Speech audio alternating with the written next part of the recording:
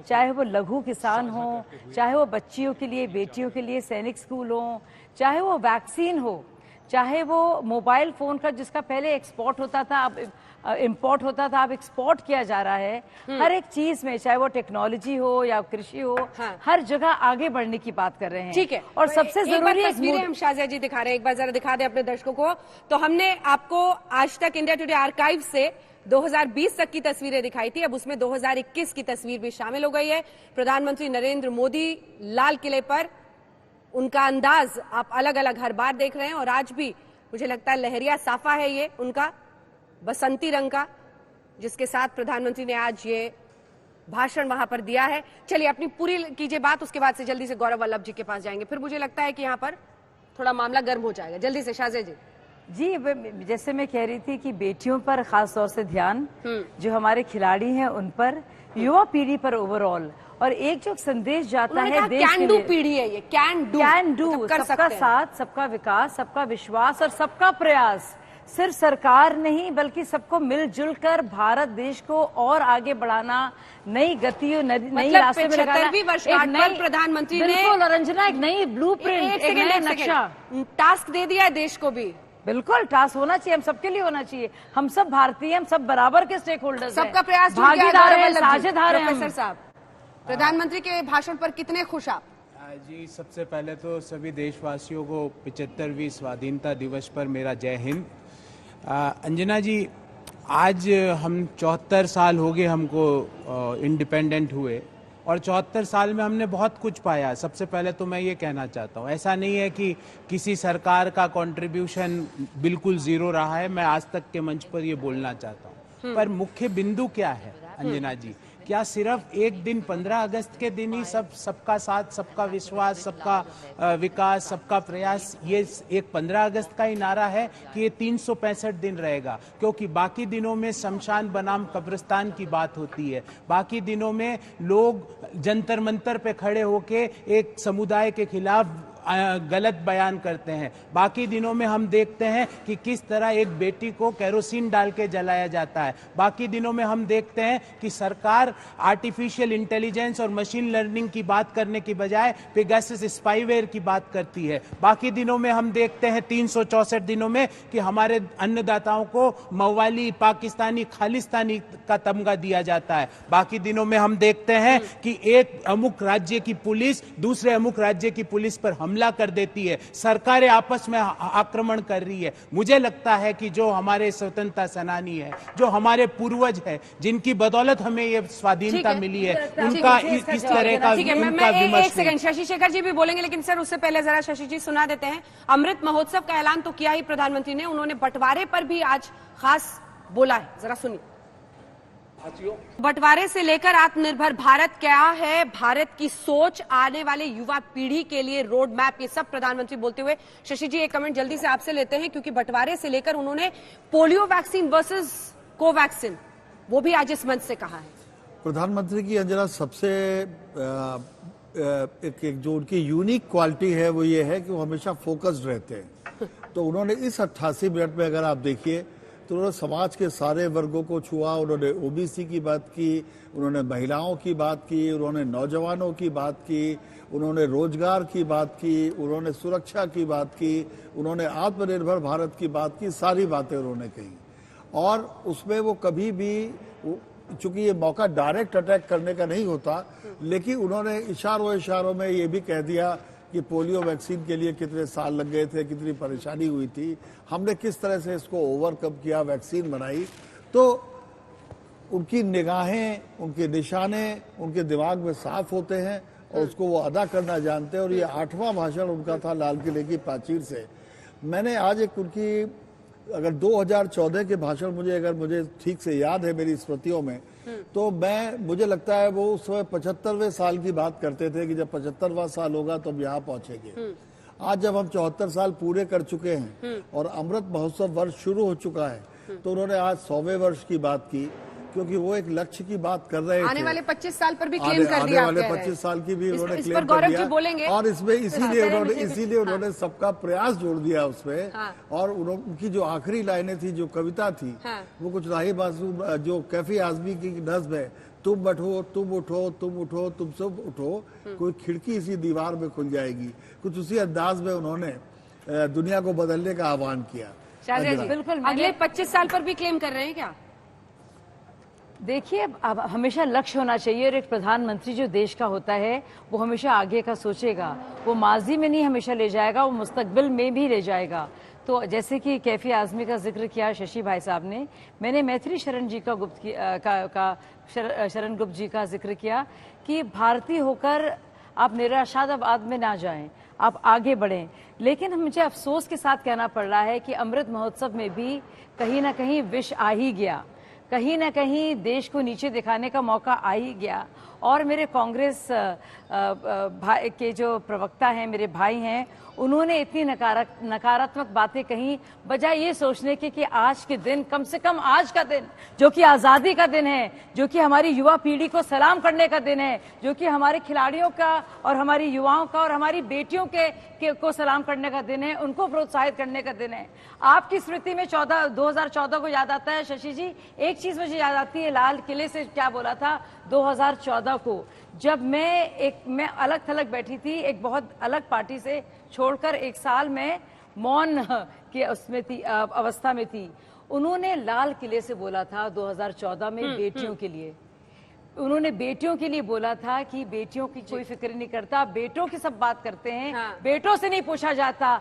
तो एक कंटिन्यूटी है बेटियों के लिए, नारी सम्मान के लिए, नारी उत्थान के लिए। ठीक, झंडा ऊंचा रहे हमारा विजयी विश्व तिरंगा न्यारा। जी हाँ, प्रधानमंत्री नरेंद्र मोदी ने कुछ ही देर पहले लाल किले के प्राचीर से झंडारोहण के बाद देश को संबोधित किया, जिसमें गति शक्ति, जो खास तौर पर सरकार की तरफ से आने वाले वक्त में सबसे बड़ा कार्यक्रम होगा, 100 लाख करोड़ उसमें इन्वेस्ट करने की बात की गई है, जिसमें जितने भी काम रुके हुए हैं उनको गति देने के लिए इस प्रोजेक्ट को सामने लाएगी सरकार। इसी के साथ उन्होंने तमाम मुद्दे से आंकड़े पेश किए। 54 करोड़ लोगों को वैक्सीन देश में लग चुकी है, ये उन्होंने कहा।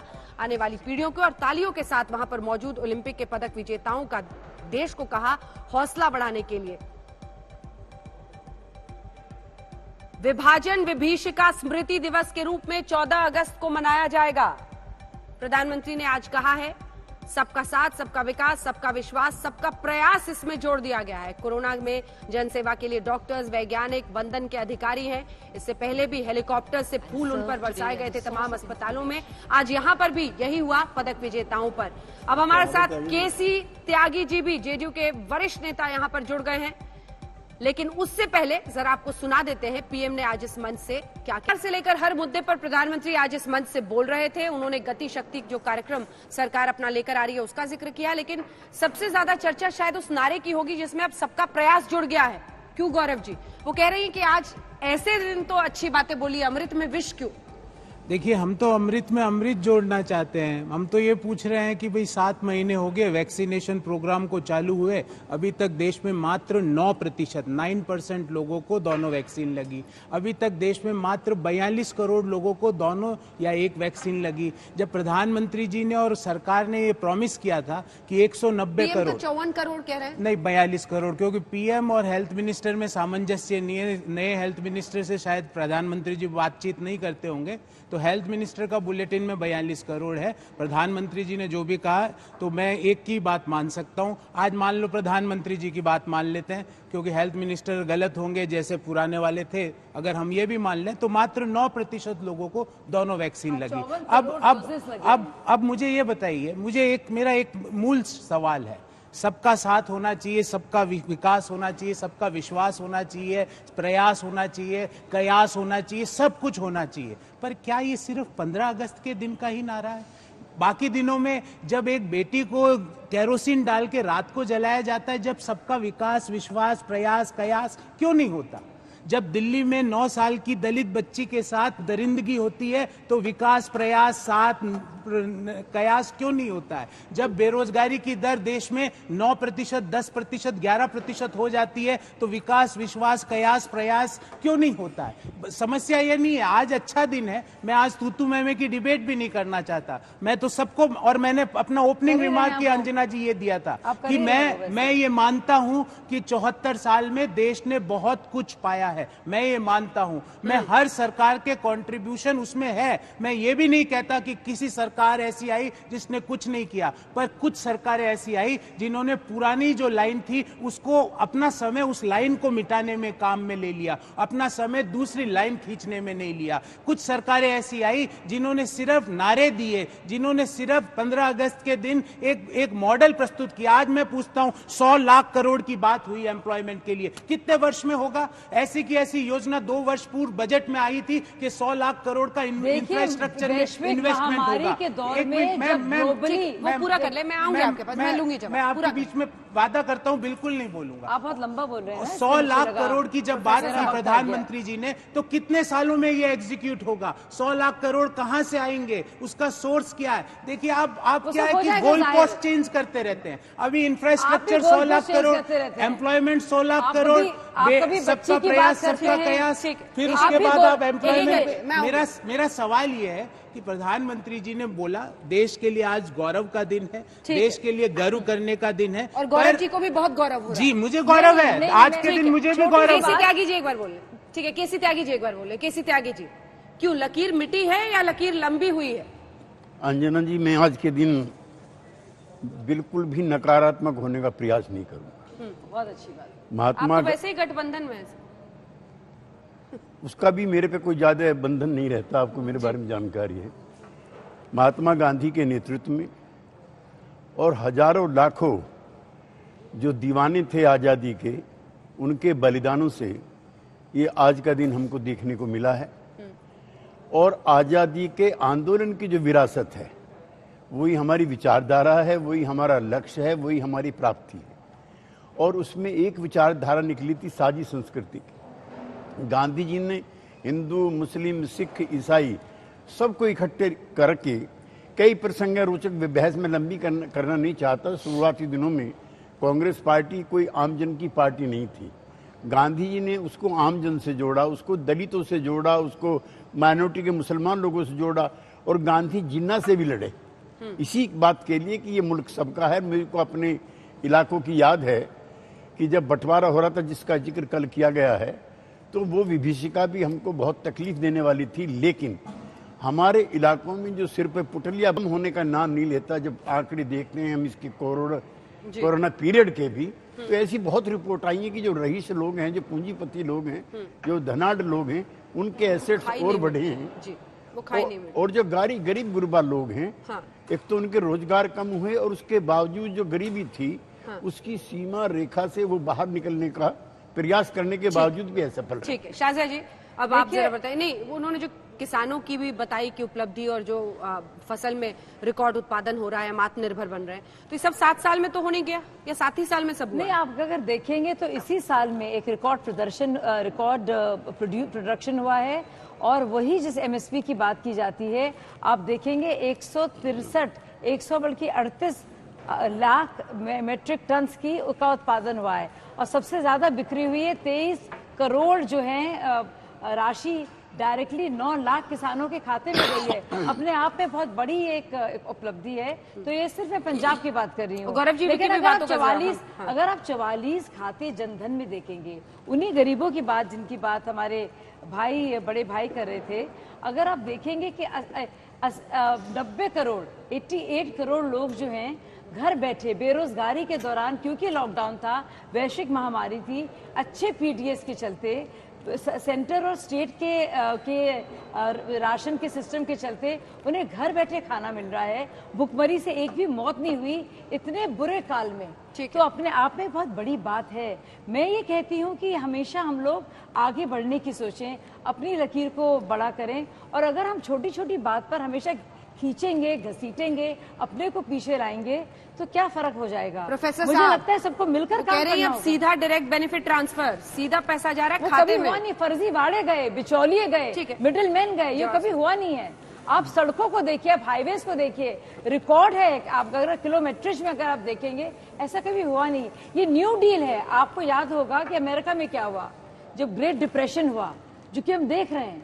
अब उसके बाद क्या हुआ? आपने सड़कें बनवाई, हाईवेज बनाए, उससे कैपिटल एक्सपेंडिचर पे खर्च हुआ। आपने एसेट्स बनाए देश के लिए, उसका 7x लाभ होता है। लाभ क्यों होता है? ताकि गरीबों तक भी वो फायदा पहुंचे, उनको नौकरियां मिले, ठीक है, और देश का भी फायदा हो। ठीक है, अब गौरव जी जरा बोलिए। इकोनॉमी पर स्ट्रेन है, ठीक है, अंजना इकोनॉमी पर स्ट्रेन है, महामारी की मार थी जिसकी वजह से ऐसी परिस्थितियां बनी, आप वो कह रही हैं क्या कर रहे हैं? ठीक है, शशि जी एक कमेंट करना बस एक लाइन, ग्रेट डिप्रेशन का असर ही ग्रेट वॉर था। सेकेंड वर्ल्ड वॉर भी ग्रेट डिप्रेशन की ही पैदाइश था। We should not forget that. I don't forget that, I was talking after Anjana ji, how do you pull the economy? आप प्रोपेल कैसे करेंगे? अंजना जी, प्रधानमंत्री जी ने आज किसानों के बारे में एक डाटा दिया, बहुत रोचक डाटा है, और वो मैं बहुत बार कोट कर चुका हूँ। मुझे अच्छा लगा प्रधानमंत्री जी ने लाल किले पे खड़े होकर वो बात बोली कि 80% किसानों के पास 2 हेक्टेयर से कम की जमीन है। हम भी तो यही कह रहे हैं, अगर 2 हेक्टेयर से कम है तो उसके ऊपर कॉन्ट्रैक्ट फार्मिंग क्यों थोपी जा रही है 3 काले कानूनों के?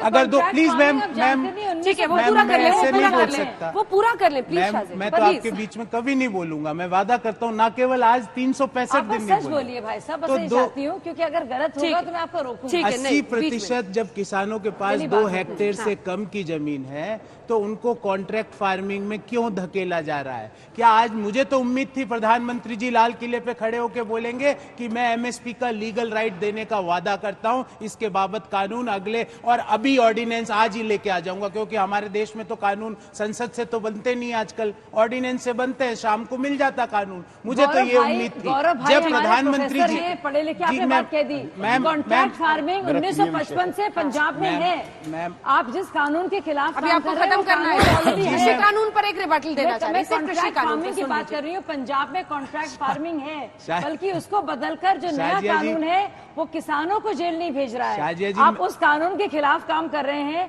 हटाने की जो ऑलरेडी है पंजाब में। तो बुनियादी, अगर बुनियादी ज्ञान का आपको का अभाव है तो उसका खामियाजा कम से कम प्रधानमंत्री पर। गौरव जी ठीक है, पूरा ना फोड़िए। ठीक है, आपने बीच में एक रिबटल दिया। शाजिया जी, मैं आपसे फिर बोलता हूं कि आप मेरी बात खत्म करने दीजिए, मैं तो आपका सम्मान पूरा करूंगा।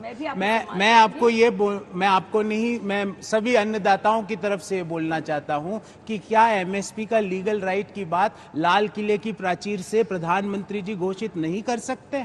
क्यों नहीं कर सकते? अच्छा लगता है ना क्यों नहीं कर सकते? जिसने दशकों तक नहीं किया, जब वो इस बात पर कम से कम किसानों की आवाज तो बनता है।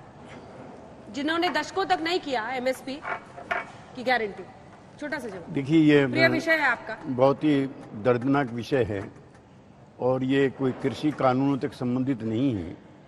75 अमृत महोत्सव में, और ये 7 साल की सरकारी निकम्मी, पहली सरकार बहुत काबिल थी। गौरव जी, ऐसा भी नहीं है, 70 सालों में, 75 सालों में हम जो 50% लैंड है उसको इरिगेटेड नहीं कर पाए। 75 साल में आज भी लगभग 48% लैंड नॉन इरिगेटेड है। हमने बना दिए लंबे लंबे पुल, हमने बना दी लंबी लंबी सड़कें। क्या कोई इरिगेशन के लिए नहीं इस तरह का प्लान हो सकता था जैसे नेशनल हाईवे के लिए आपने किया? आज नेशनल सैंपल सर्वे ऑर्गेनाइजेशन के मुताबिक, मेरे मित्र रूपाला जी जो मंत्री हैं उनके मुताबिक, एक हिंदुस्तानी किसान की परिवार की आय 8,000 रुपए महीने है, जो 4th क्लास एम्प्लॉय से भी कम, जो उसकी लागत से भी कम, जो उसकी लागत से भी लेकिन कम। त्यागी जी, आपकी पार्टी बिहार में सक्रिय है। एक सेकंड, एक सवाल है उनसे। मेरे साथ अक्सर कांग्रेस के, आम आदमी पार्टी के भगवंत मान बैठते हैं। जब वो पंजाब और बिहार की तुलना करते हैं तो कहते हैं मंडी सिस्टम नहीं है बिहार में, इसलिए किसानों की वो हालत वहां पर बनी हुई है। वो पंजाब हरियाणा में अपनी जमीन होते हुए वहां पर आकर काम कर रहे हैं। इस पर आपका क्या जवाब? मैं और शशि शेखर जी एक ही इलाके के हैं, और मैं तो अपने पिताजी के साथ मंडी में गेहूं भी, चावल भी और गुड़ भी बिकवाने के लिए जाता था। मेरे पिताजी को एक कोने में बैठा करके 3 जो व्यापारी थे वो तय कर दिया करते थे कि आज का गेहूं का दाम ये है, चीनी का दाम ये है, गुड़ का दाम ये है, चावल का दाम ये है। तो वो शोषण भी मैंने मंडियों का देखा है। मैं खाली ये नहीं कह रहा कि मंडी खत्म करने से ही किसानों का शोषण समाप्त हो जाएगा, क्योंकि पंजाब का और हरियाणा के किसानों को तो आंदोलन उसके लिए है। बिचौलिया भगाओ, बिचौलिया हटाओ, लेकिन आप तो 2 लेख लिख चुके हैं। मंडी देखिए, सिस्टम का इंपॉर्टेंट पार्ट है। देखिए, अब सरकार भी कह रही है कि हम मैं- एपीएमसी को मजबूत करेंगे। मैं इनकी या उनकी किसी की बात नहीं कर रहा, लेकिन देश के किसानों की ओर से मैं एक बात जरूर कहना चाहता हूँ। 5000 साल पुराने उस सिस्टम को अब एक पुनर्जीवन की आवश्यकता है। इस तरीके से या उस तरीके से, उस बहस में मैं नहीं पढ़ूंगा। कहीं न कहीं एक बड़े रिफॉर्म की जरूरत है। जैसे 1991 के रिफॉर्म्स ने भारत को संसार की तीसरी आर्थिक शक्ति बनने का सपना देखने का हक दिया, वैसे ही किसानों को परिपूरित किए बिना हमारा देश आगे नहीं बढ़ सकता। उनके लिए सुधारों की जरूरत है, इसमें कहीं कोई दो राय नहीं।